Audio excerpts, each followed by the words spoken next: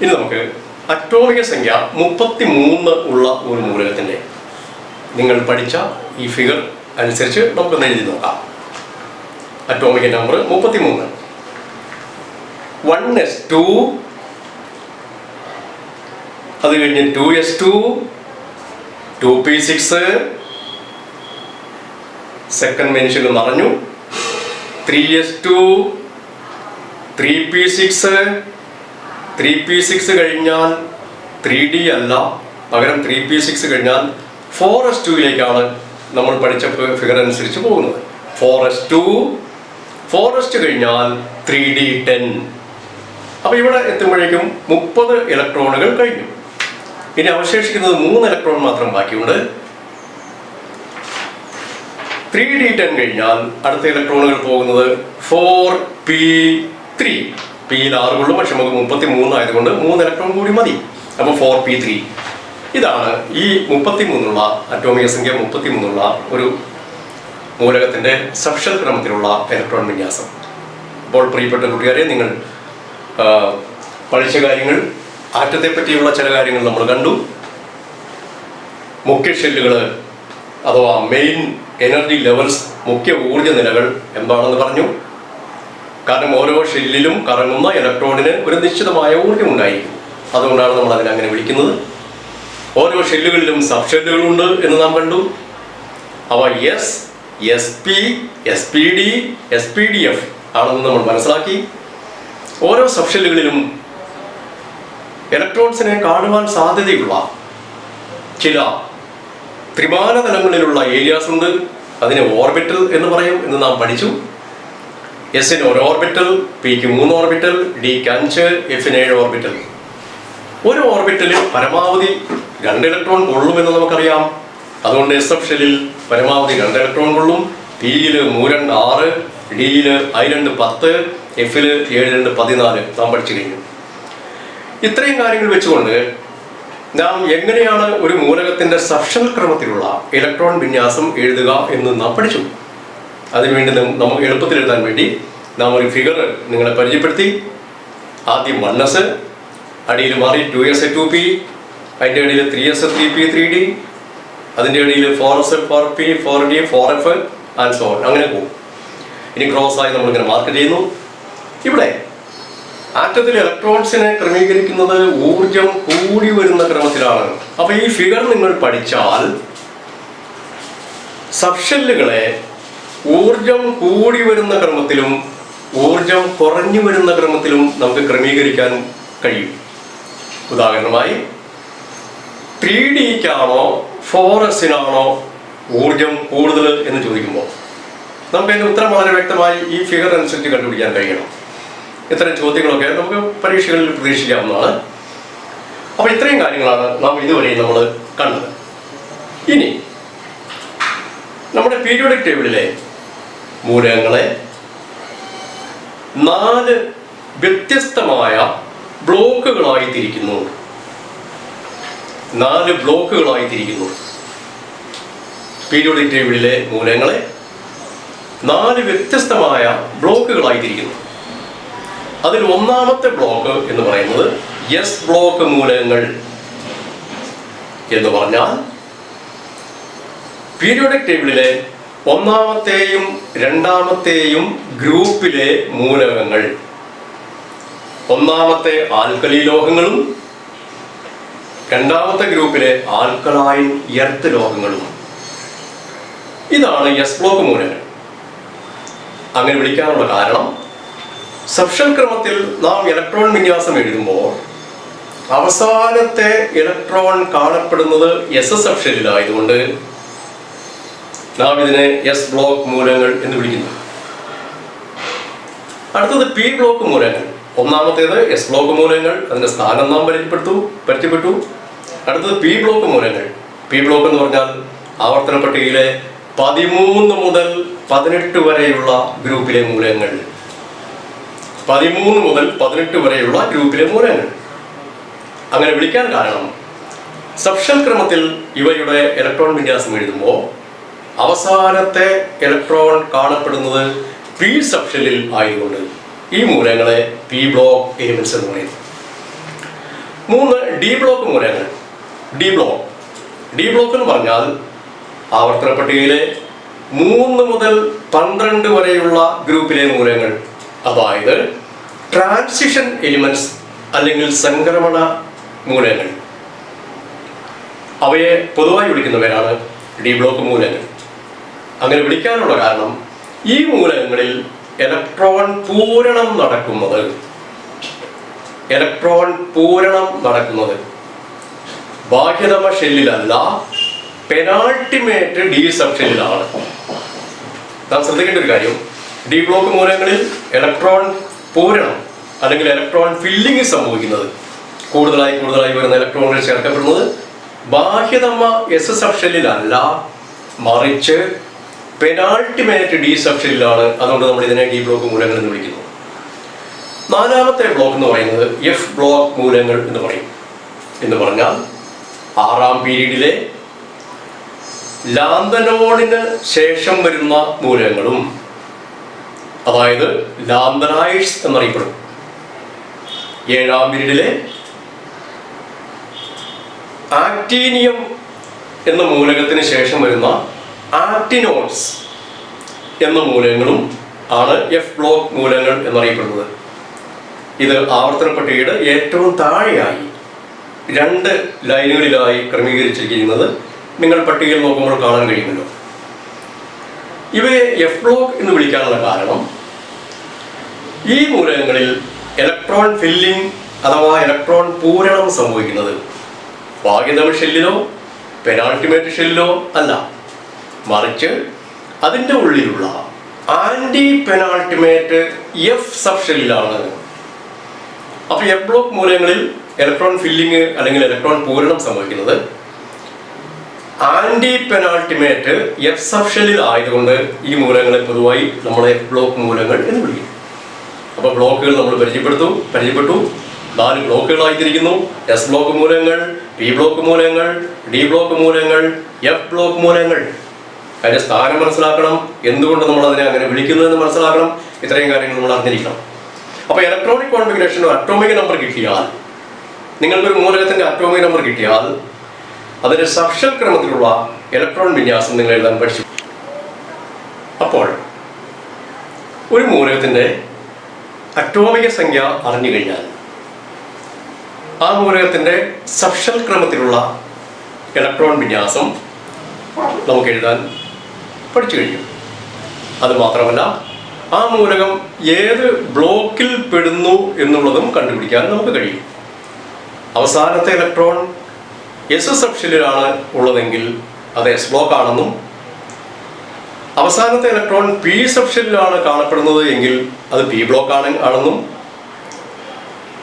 Electron പൂരണം നടക്കുന്നത് penultimate D sub ഷെല്ലിലാണെങ്കിൽ അത് D block ആണെന്നും, ഇലക്ട്രോൺ പൂരണം സംഭവിക്കുന്നത് ആന്റി പെനാൾട്ടിമേറ്റ് എഫ് സബ് ഷെല്ലിലാണെങ്കിൽ അത് എഫ് ബ്ലോക്ക് മൂലകമാണെന്നും മനസ്സിലാക്കാൻ നമുക്ക് കഴിയണം. ഇനി നമുക്ക് ഒരു മൂലകത്തിന്റെ അറ്റോമിക സംഖ്യ അറിഞ്ഞാൽ അത് ഏത് പീരീഡിൽ പെടുന്നു, ഏത് ഗ്രൂപ്പിൽ പെടുന്നു,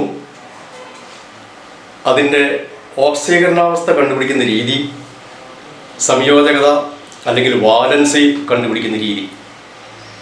അപ്പോൾ ഇത്രയും കാര്യങ്ങൾ അറിഞ്ഞാൽ തീർച്ചയായിട്ടും SLC ക്വസ്റ്റ്യൻ പേപ്പറിൽ ഒരു ചോദ്യം നിശ്ചയമായിട്ടും ഏതാണ്ട് 100% വരുമെന്നുള്ള ഉറപ്പുണ്ട്. ഇനി പീരീഡ് എങ്ങനെ കണ്ടുപിടിക്കാം?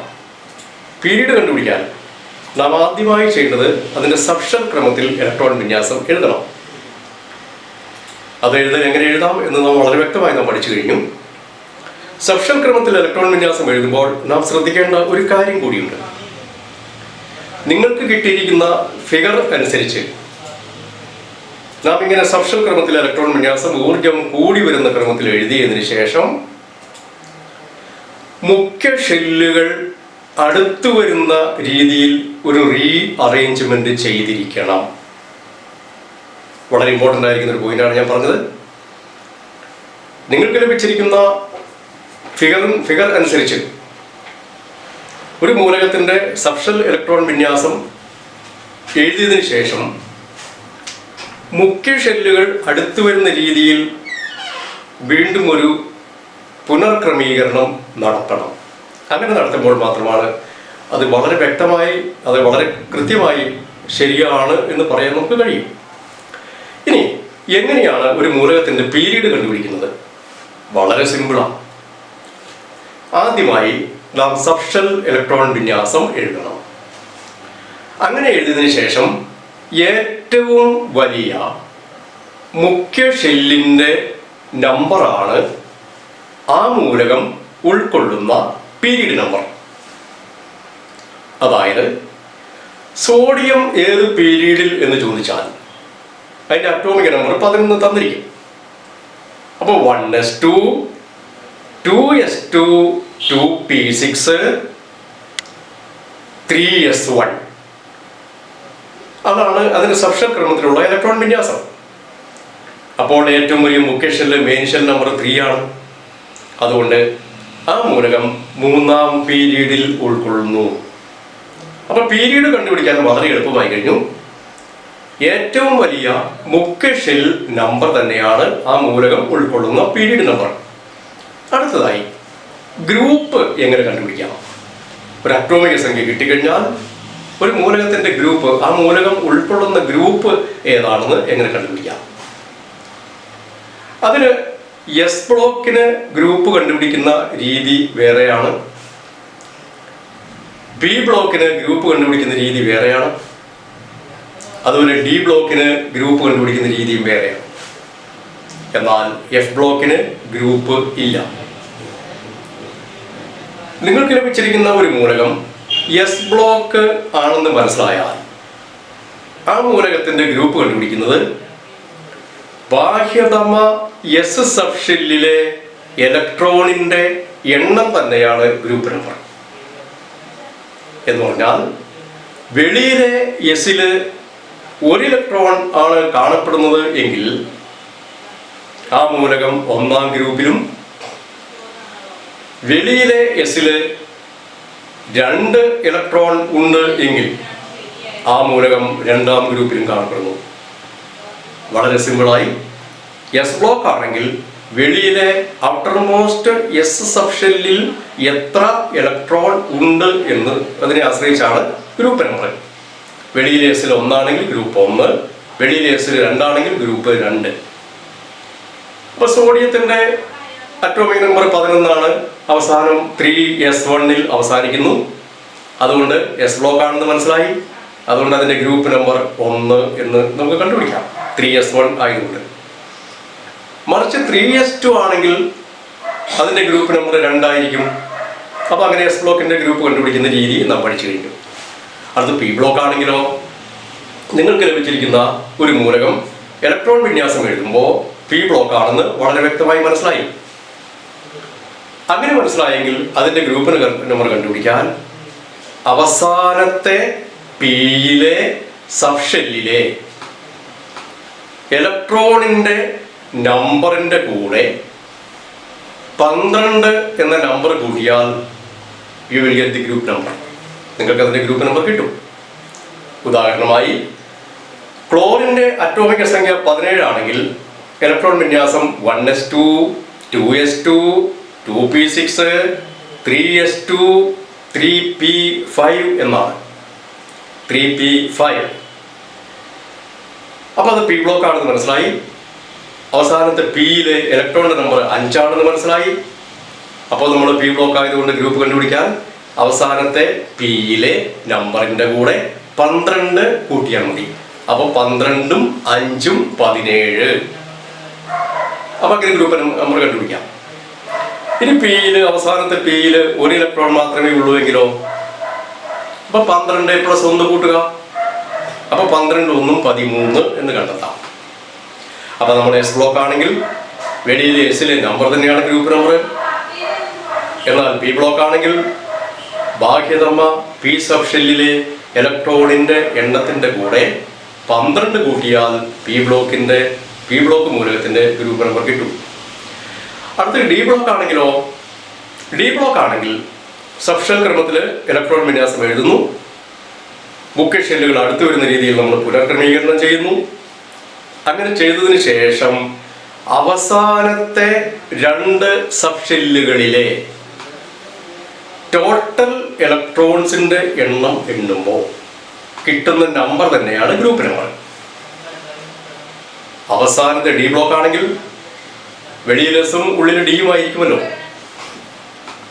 അപ്പൊ ഡി ബ്ലോക്ക് മൂലകമാണെങ്കിൽ ഗ്രൂപ്പ് കണ്ടുപിടിക്കാൻ അവസാനത്തെ 2 സബ്ഷെല്ലുകളിലെ ടോട്ടൽ ഇലക്ട്രോൺസിന്റെ എണ്ണം തന്നെയാണ് ഗ്രൂപ്പ് നമ്പർ. അപ്പൊ എസ് ബ്ലോക്കിനെ കണ്ടുപിടിക്കുന്ന രീതിയും പി ബ്ലോക്കിനെ കണ്ടുപിടിക്കുന്ന രീതിയും ഡി ബ്ലോക്കിന് കണ്ടുപിടിക്കുന്ന രീതിയും നാം പഠിച്ചു കഴിഞ്ഞു. എന്നാൽ എഫ് ബ്ലോക്കിന് ഗ്രൂപ്പ് ഇല്ലാത്തത് കൊണ്ട് ഗ്രൂപ്പ് കണ്ടുപിടിക്കേണ്ടതില്ല. ഓക്കെ, അപ്പോൾ നമ്മൾ ഇലക്ട്രോൺ വിന്യാസം പറഞ്ഞു കഴിഞ്ഞാൽ ബ്ലോക്ക് കണ്ടുപിടിക്കാൻ പഠിച്ചു, പീരീഡ് കണ്ടുപിടിക്കാൻ പഠിച്ചു, ഗ്രൂപ്പ് കണ്ടുപിടിക്കാൻ പഠിച്ചു. ഇനി വാലൻസി, സംയോജകത. വാലൻസി എന്ന് പറഞ്ഞാൽ എന്താണ് എന്നൊരു പക്ഷേ നിങ്ങൾ താഴ്ന്ന ക്ലാസ്സിലൊക്കെ പഠിച്ചിട്ടുണ്ട്. രാസമാറ്റങ്ങളിൽ പങ്കെടുക്കുമ്പോൾ അത് കളയുകയോ സ്വീകരിക്കുകയോ ചെയ്യുന്ന ഇലക്ട്രോണിന്റെ നമ്പർ തന്നെയാണല്ലോ വാലൻസി എന്ന് ഉദ്ദേശിക്കുന്നത്. അപ്പോൾ വാലൻസി കണ്ടുപിടിക്കാൻ നിങ്ങൾക്ക് 10ാം ക്ലാസ്സിലെ കുട്ടികൾക്ക് വേണ്ടി മാത്രമായിട്ട് ചെറിയൊരു ടെക്നിക്ക്, അതായത് ചെറിയൊരു ഒരു ടെക്നിക്കായിട്ട് തന്നെയാണ് ഞാൻ പറഞ്ഞു തരുന്നത്. മനസ്സിലാക്കാൻ എളുപ്പത്തിൽ മാത്രം. ഇത് എല്ലായ്പ്പോഴും ഉയർന്ന തലങ്ങളിലേക്ക് നിങ്ങൾ ചെല്ലുമ്പോൾ അത് ഉപയോഗിക്കാൻ പറ്റില്ല. പക്ഷെ നമുക്ക് 10ാം ക്ലാസ്സിൽ നിങ്ങൾക്ക് ആവശ്യമായത് ഇതായതുകൊണ്ട് ഞാൻ നിങ്ങൾ ഒന്ന് ചെറുതായി പറയാം. വാലൻസി കണ്ടുപിടിക്കാൻ ലാർജസ്റ്റ് മെയിൻ ഷെല്ലിലെ സബ്ഷെല്ലുകളിലെ ആകെ ഇലക്ട്രോണുകൾ എണ്ണണം. വീണ്ടും പറയുന്നു, വാലൻസി കണ്ടുപിടിക്കണമെങ്കിൽ ലാർജസ്റ്റ് മെയിൻ ഷെല്ലിലെ ടോട്ടൽ ഇലക്ട്രോണുകൾ എണ്ണണം. അങ്ങനെ എണ്ണുമ്പോൾ കിട്ടുന്ന നമ്പർ 1 ആണെങ്കിൽ വാലൻസി 1 എന്ന് നിങ്ങൾ മനസ്സിലാക്കണം. അങ്ങനെ എണ്ണിയപ്പോൾ കിട്ടിയ നമ്പർ 2 ആണെങ്കിൽ വാലൻസി 2. ലാർജസ്റ്റ് മെയിൻ ഷെല്ലിലെ സബ്ഷെല്ലുകളിലെ ടോട്ടൽ നമ്പർ 3 ആണെങ്കിൽ വാലൻസി 3. ലാർജസ്റ്റ് മെയിൻ ഷെല്ലിലെ സബ്ഷെല്ലുകളിലെ ടോട്ടൽ നമ്പർ 4 ആണെങ്കിൽ വാലൻസി 4. നിങ്ങൾ എണ്ണിയപ്പോൾ ലാർജസ്റ്റ് മെയിൻ ഷെല്ലിലെ സബ്ഷെല്ലുകളിലെ ടോട്ടൽ നമ്പർ എണ്ണിയപ്പോൾ 5 കിട്ടിയെങ്കിൽ 8ന്ന് 5 കുറയ്ക്കുമ്പോൾ കിട്ടുന്ന നമ്പറാകുന്ന 3 ആണ് അതിന്റെ വാലൻസി.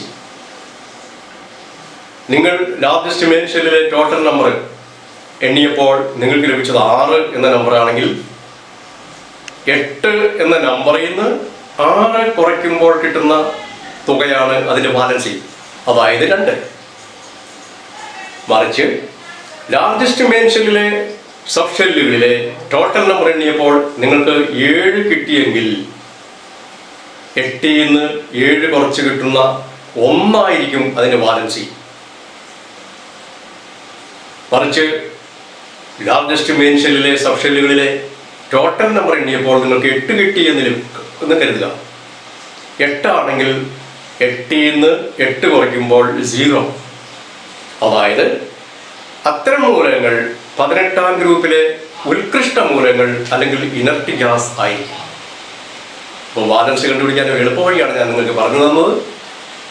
ഈ എളുപ്പവഴി ഉപയോഗിച്ചുകൊണ്ട് നിങ്ങൾക്ക് 10ാം ക്ലാസ്സിൽ ആവശ്യത്തിന് ഇത് മതി എന്ന് ഞാൻ വിശ്വസിക്കുന്നു.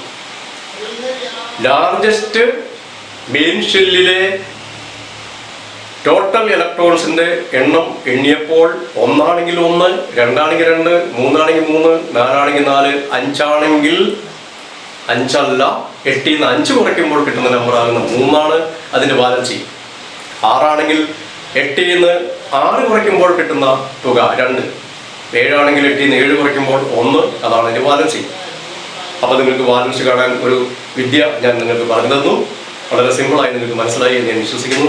അടുത്തത് ഓക്സീകരണാവസ്ഥ അല്ലെങ്കിൽ ഓക്സിഡേഷൻ സ്റ്റേറ്റ് എങ്ങനെ കണ്ടുപിടിക്കാം.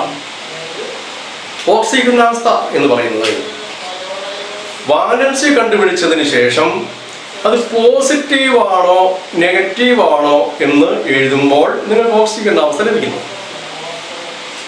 വാലൻസി എഴുതുമ്പോൾ ഒരിക്കലും പ്ലസ് ആണോ മൈനസ് ആണോ എന്ന് പറയേണ്ടതില്ല.